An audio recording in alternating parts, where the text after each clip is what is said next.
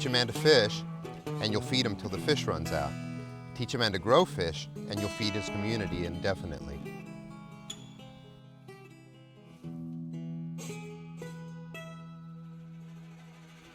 Aquaculture is the raising of fish in captivity, or some places in pens in the wild, raising them from a fry or larval state into a harvestable size for food.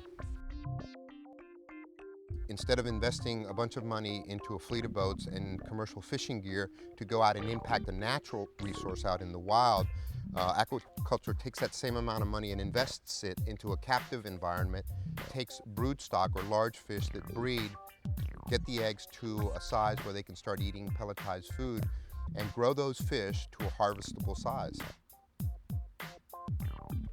It's a very sustainable, renewable way to harvest fish without impacting the natural resource.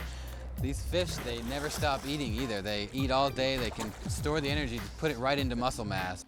Charles Barra is the curator at the Aqua Ranch, where he's responsible not only for the harvesting and the research of the cobia there, but he's also responsible for bringing in the public, introducing them into aquaculture, letting them have a fish encounter, and through that, educating the public.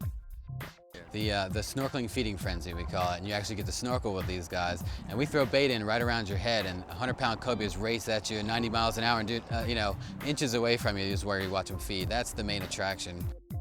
The true purpose of this particular facility is actually to duplicate this in places where food sources are in dire straits.